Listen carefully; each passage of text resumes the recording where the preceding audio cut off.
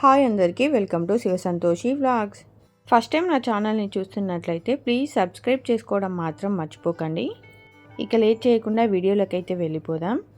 చింత చిగురు ఆలుగడ్డ కుర్మా పుల్లగా కారంగా చాలా టేస్టీగా ఉంటుంది. ఇది ఎలా ప్రిపేర్ చేయాలో చేసి చూపిస్తా. వీడియో ఎక్కడ స్కిప్ చేయకుండా ఎండ్ వరకు చూడండి. ముందుగా స్టవ్ ఆన్ చేసుకొని స్టవ్ పైన ఒక కడాయి పెట్టుకోవాలి.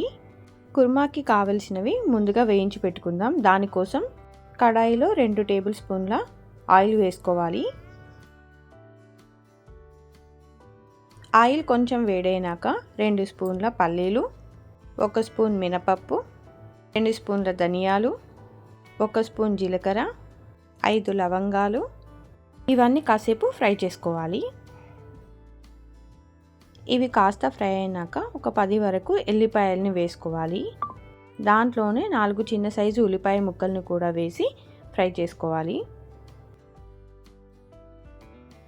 అవి కాస్త ఫ్రై అయినాక 5 ఎండుమిరపకాయలను కూడా వేసి ఫ్రై చేసుకోవాలి.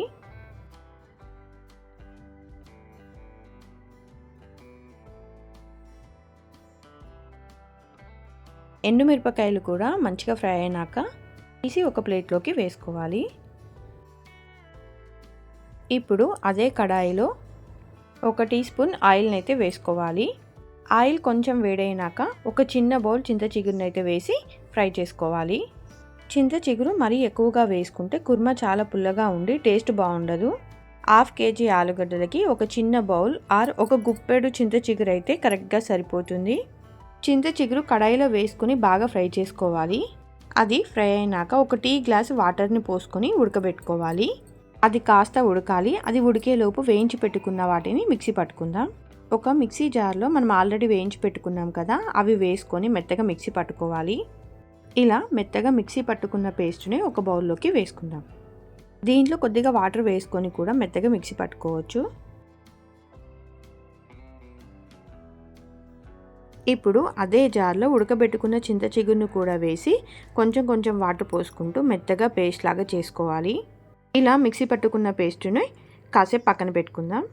ఇప్పుడు స్టవ్ ఆన్ చేసుకొని స్టవ్ పైన ఒక కడాయి పెట్టుకోవాలి. కడాయి వేడైనాక దాంట్లో కుర్మాకి సరిపడా ఆయిల్ని వేసుకోవాలి. ఆయిల్ వేడైనాక 1/2 స్పూన్ జీలకర్ర, 1/2 స్పూన్ ఆవాలను వేసుకొని అవి కొంచెం చిటపటమన్నాక 5-6 చిన్నగా కట్ చేసుకున్న పచ్చిమిరపకాయలని వేసుకోవాలి. పచ్చిమిరపకాయలు కొంచెం ఫ్రై అయినాక కొద్దిగా పసుపుని వేసి ఒకసారి కలుపుకోవాలి. ఇప్పుడు మిక్సీ పట్టుకున్న మసాలా పేస్ట్ను ఆయిల్లో వేసి ఫ్రై చేసుకోవాలి. కాసేపటి తర్వాత మసాలా ఆయిల్లో ఫ్రై అయ్యి ఆయిల్ ఇలా పైకైతే వస్తుంది. అప్పుడు 1 స్పూన్ కారం, 1/2 స్పూన్ ఉప్పును వేసి అంతా కలిసేలాగా ఒకసారి కలుపుకోవాలి. ఇలా కలుపుకున్నాక మిక్సీ పట్టుకున్న చింత చిగురు పేస్ట్ను కూడా వేసి అంతా ఒకసారి కలుపుకొని కాసేపు మూత పెట్టుకోవాలి.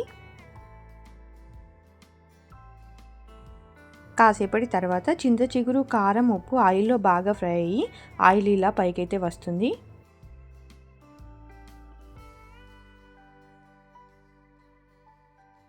అప్పుడు ఇలా పెద్దగా కట్ చేసుకొని హాఫ్ బాయిల్ చేసుకున్న ఆలుగడ్డలను వేసుకొని అంతా కలిసేలా కలుపుకొని కాసేపు మూత పెట్టుకోవాలి.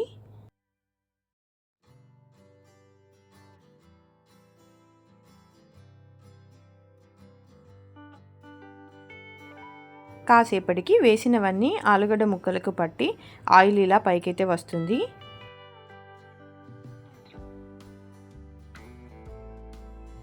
అప్పుడు ఒక బౌల్ వాటర్ని వేసుకొని అంతా కలిసేలా కలుపుకొని మంటని సిమ్లో పెట్టి మూత పెట్టుకోవాలి. ఈ స్టేజ్లోనే ఉప్పు కారం కరెక్ట్గా సరిపోయాయా లేదా అని చెక్ చేసుకొని సరిపోకుంటే వేసుకోవచ్చు. నాకైతే కరెక్ట్గా సరిపోయాయి. ఒక 15 నిమిషాల తర్వాత బాగా ఉడికి ఆయిల్ ఇలా పైకైతే వస్తుంది. అప్పుడు కొంచెం కొత్తిమీరను వేసి అంతా ఒకసారి కలుపుకోవాలి. అంతే, ఆలుగడ్డ చింత చిగురు కుర్మా రెడీ అయిపోయింది. చాలా టేస్టీగా ఉంటుంది. చింత చిగురు హెల్త్కి కూడా చాలా మంచిది. ఇది చపాతీ, పూరి, పరోటాలోకి, బగారా రైస్లోకి అయితే చాలా బాగుంటుంది.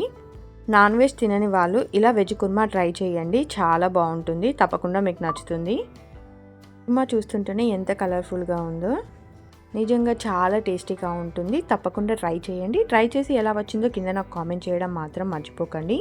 నా వీడియో నచ్చితే లైక్ చేయండి, సబ్స్క్రైబ్ చేసుకోవడం మాత్రం మర్చిపోకండి. Thanks for watching this video.